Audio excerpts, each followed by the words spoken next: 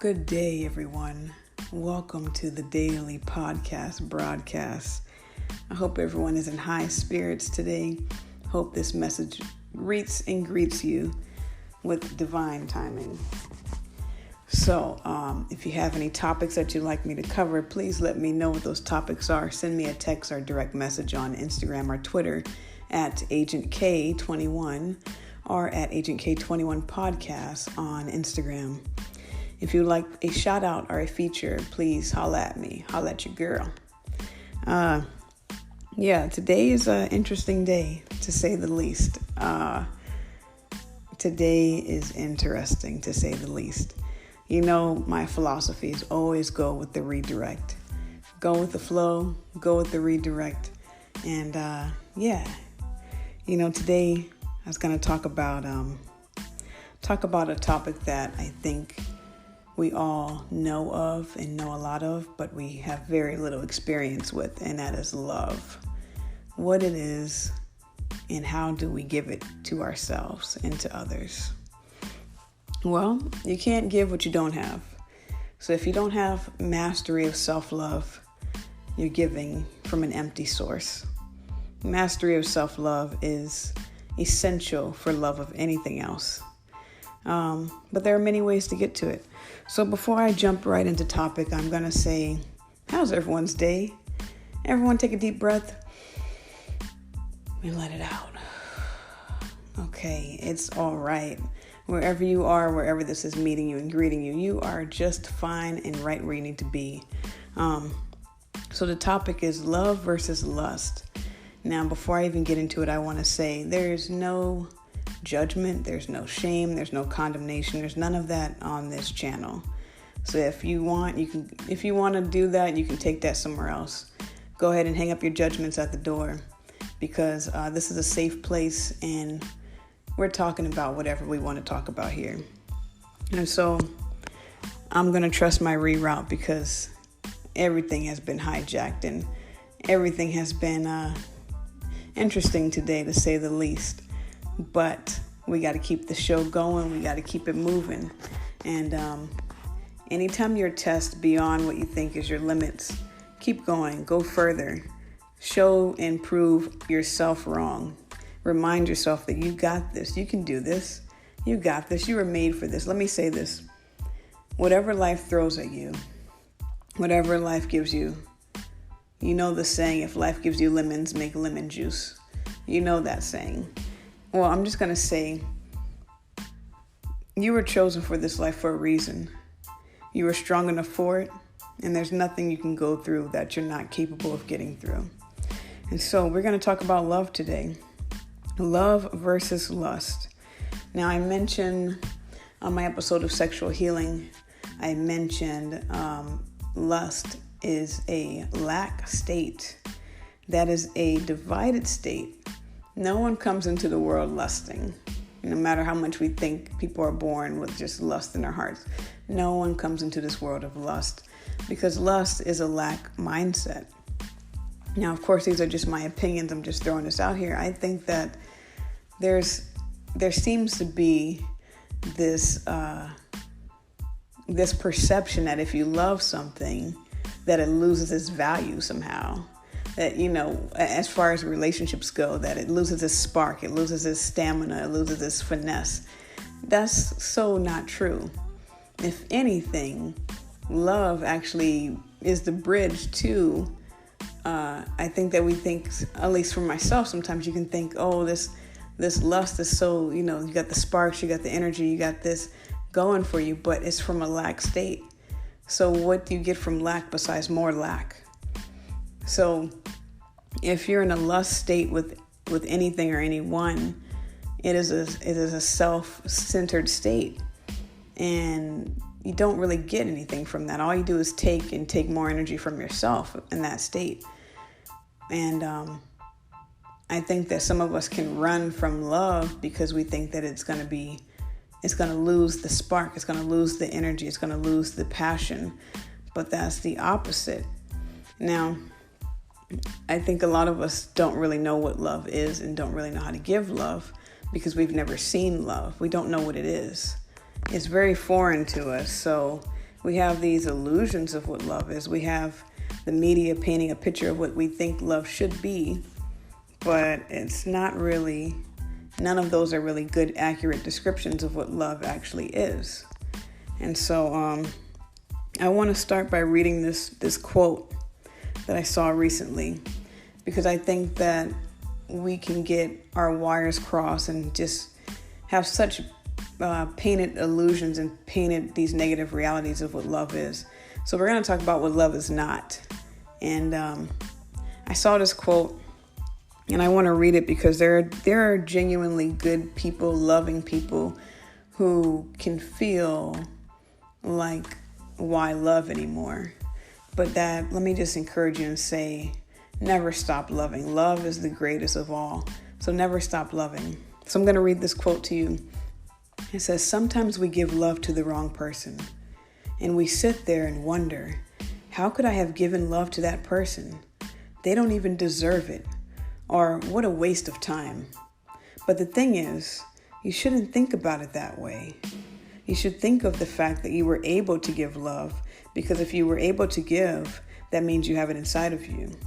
It's the same thing with kindness, with honesty, with your ability to care about people. Don't focus on the way that people abuse that.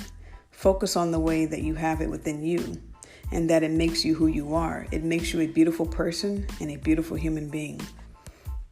So, you know the song, What is Love?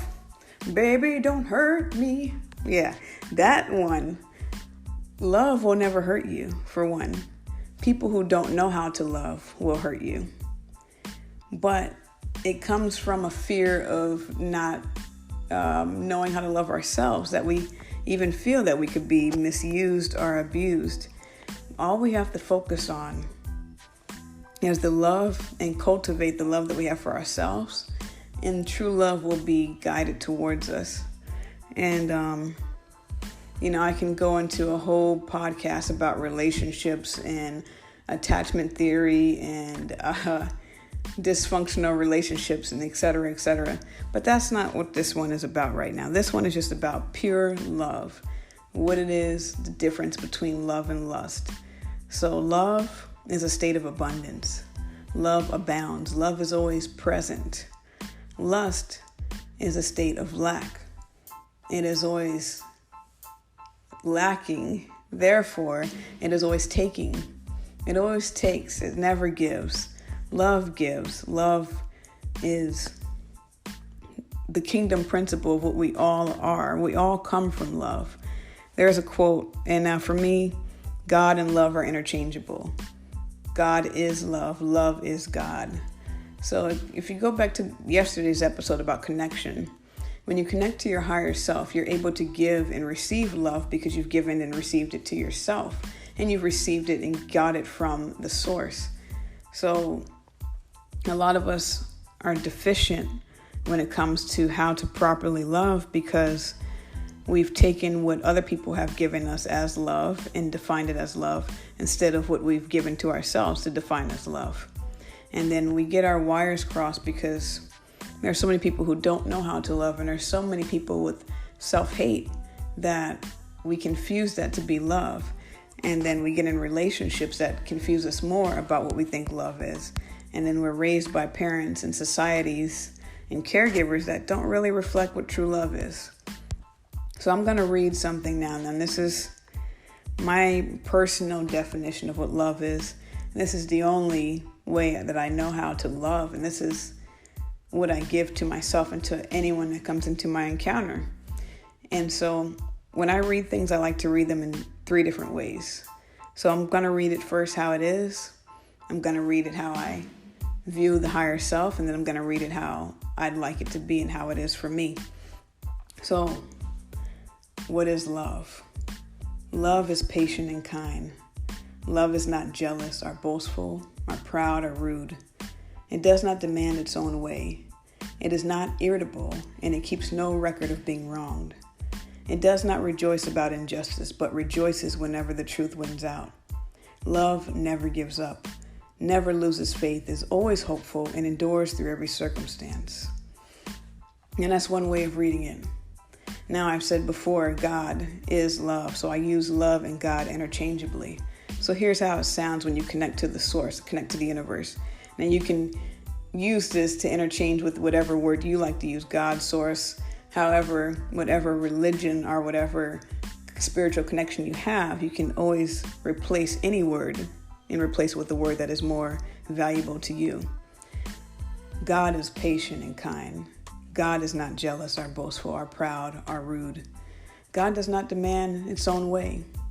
God is not irritable and keeps no record of being wronged. God does not rejoice about injustice, but rejoices whenever the truth wins out. God never gives up, never loses faith, is always hopeful, and endures through every circumstance. Now, the last way I'm going to read it is the way that I perceive it for myself, the way that I want to be, and the way that I choose to live. I am patient and kind. I am not jealous or boastful or proud or rude. I do not demand my own way. I am not irritable, and I keep no record of being wronged. I do not rejoice about injustice, but I rejoice whenever the truth wins out. I never give up. I never lose faith. I am always hopeful, and I endure through every circumstance. And that's something I like to do with anything. You can take anything, because words are power. I can do a whole episode on how powerful words are. So you choose your words wisely and choose to integrate and use words that feel like a vibrational match for you, words that feel good for you. So some of you know what that was. That actually comes from 1 Corinthians chapter 13, verse 4. Now, like I said, it's not really about religion, but it's about what definitions I've chosen. Now, if there's a little bit of an echo, I'm sitting in a room right now with no furniture, so that's probably what you hear. If you hear an echo, that's what that is. So that is my personal definition of what I think of love, because that is the only thing that I feel I can outpour my source of love from. Is when I think of love, I think of that. And when I read that, I don't hear pain in that. So whenever I get hurt from thinking I've loved too much or thinking that someone has wronged me in love, I think about that passage, because nothing about that is painful.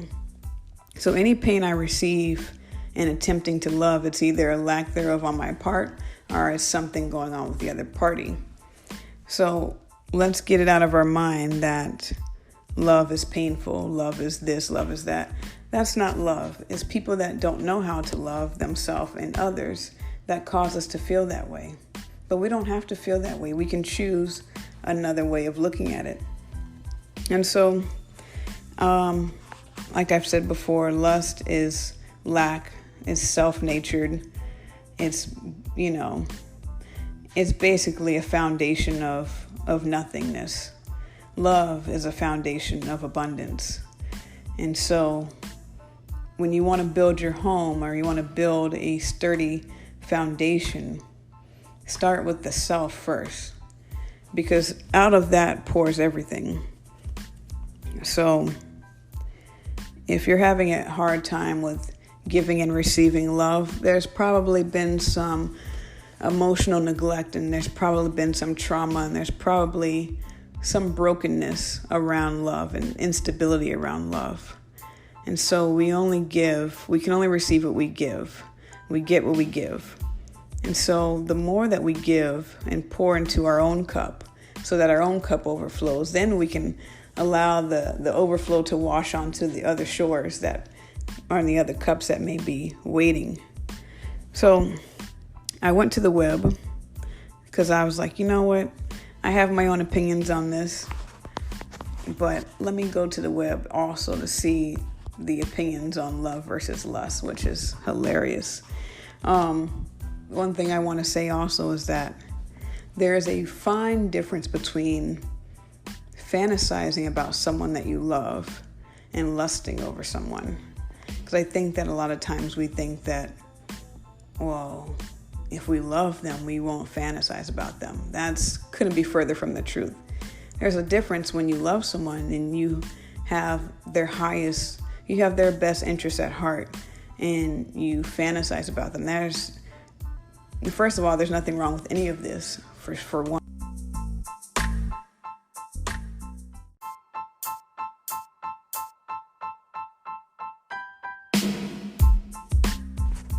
Secondly, I forgot to put my phone on Do Not Disturb and got a phone call just now, so it ended the recording.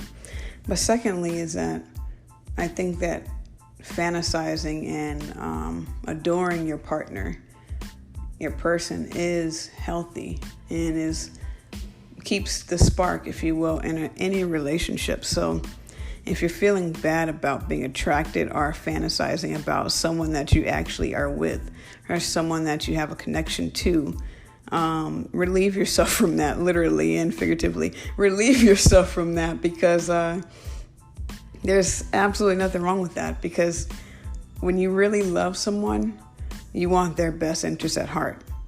So fantasizing about them is not done in an objectifying way. Fantasizing about them is actually beneficial to them as much as it's beneficial to you. And I think that a lot of times we think, oh dear, am I lusting over this person? No, not really.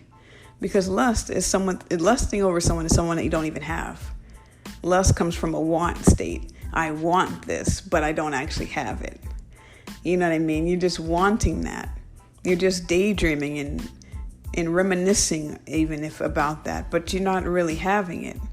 But when you actually have something, how's it wrong to own it? It's not.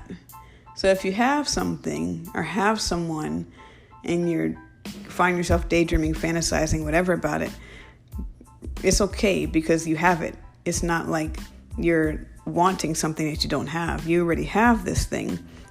So any way to look at it is ownership.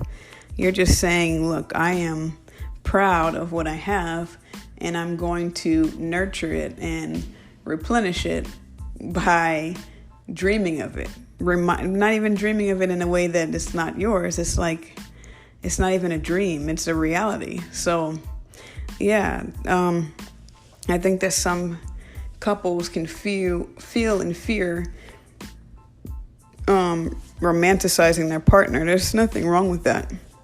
If you have a connection with someone and you love someone and you find yourself having quote unquote dirty thoughts, are they really dirty? Are they? Because if you told that person those thoughts, wouldn't they be excited to know that?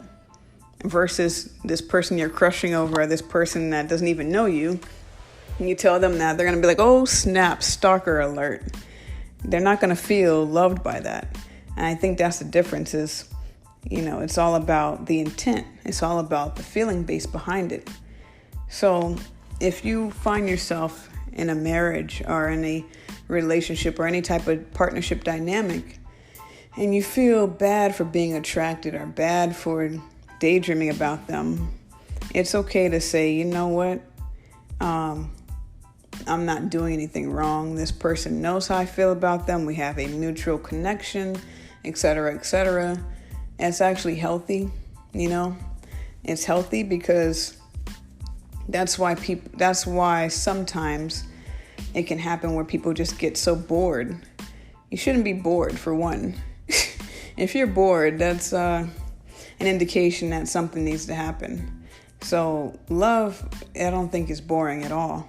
It's actually more exciting than a lust-based connection, because it's actually exciting to know that you're being cared for. It's actually exciting to know that not only are you being cared for, but you're also taking on literally some of us are taking on a ride for our life. You're on this adventure with this person. And so if love is boring or stale, that we find ourselves needing to lust after someone else, that's kind of a red flag that, hey, the engine light should be going off here, and saying that if I need to lust after someone, there's a lack thereof within myself. All right, so I'm going to read this definition from the web. This comes from HuffPost.com about love versus lust. So let's see what the web has to say. Thanks, Siri. All right. Love is about an emotional connection. Lust is about a physical connection. Love takes time.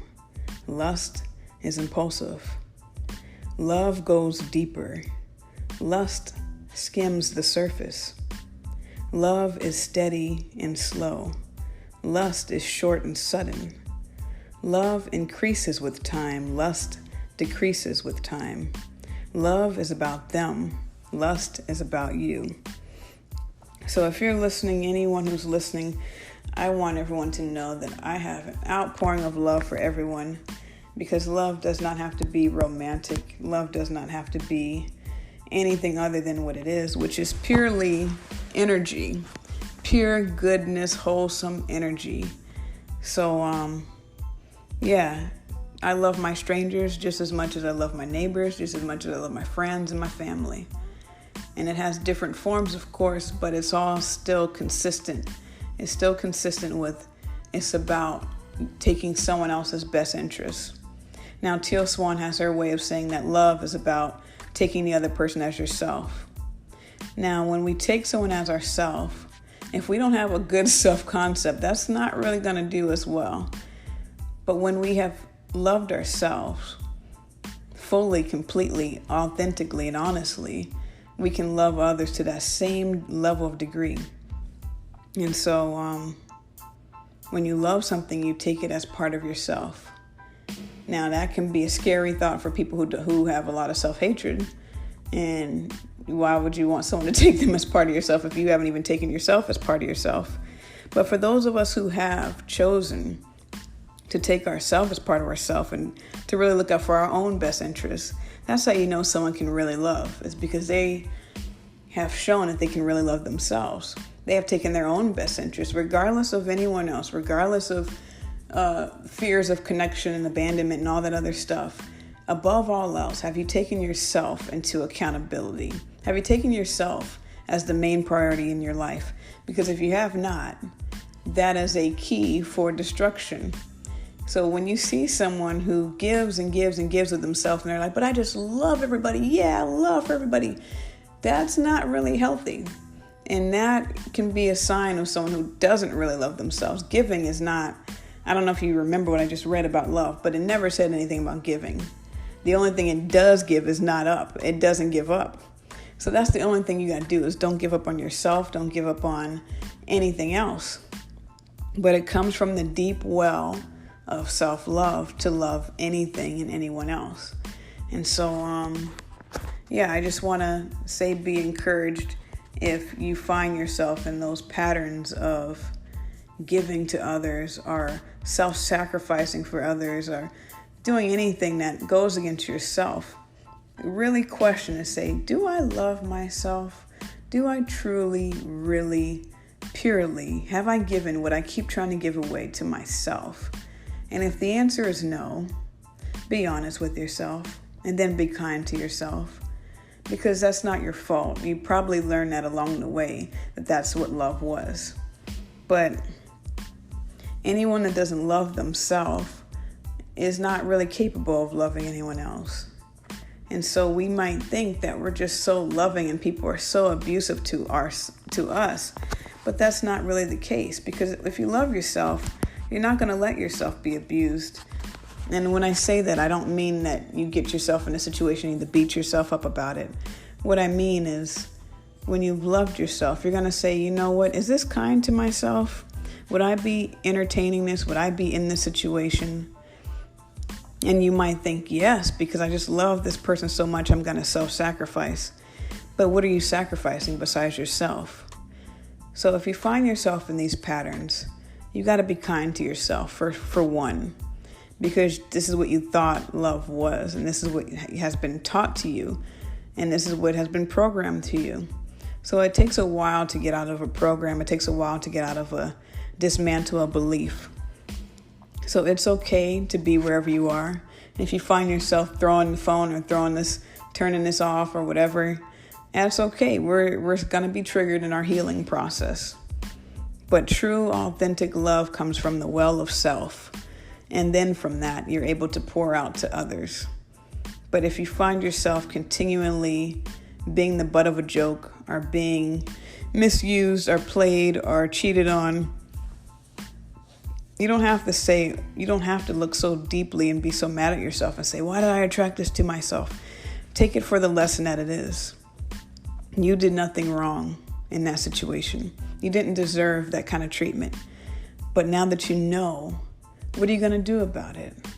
Now that you know, are you going to pay attention to the red flags when they show up? Well, now that you know, are you going to put yourself first and foremost? Now that you know, are you going to choose health and wellness over connection and satisfaction? That is the question for yourself. So be kind to yourself in this process and know that all of us have gone through some shape or form of having to learn these lessons. And they might be different from yours. They naturally will be. Honor your own path, honor your own process, but know that no matter what other people have done to you, if you're able to love anyone else, that is a gift. And it might feel like you want to lock that gift up after it's been taken advantage of or misused or however. But don't look at it that way, because you have such a light in you and you have such a gift that locking it away would keep others from it as well. And because other people didn't misuse it, there are going to be people who will actually not only need that, because that's such a one-sided way, but there are so many people who are going to actually appreciate that you have such a big heart and that you're such a genuine person.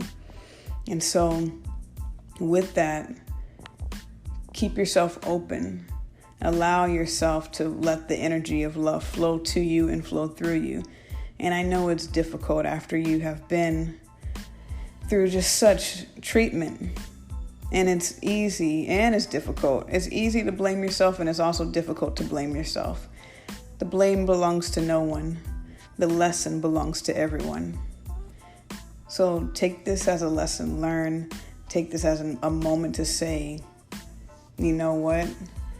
I might have been burned, or I might have been used, or I might have X, Y, or Z. But that doesn't define me. What does is how I choose to live my life from here on out.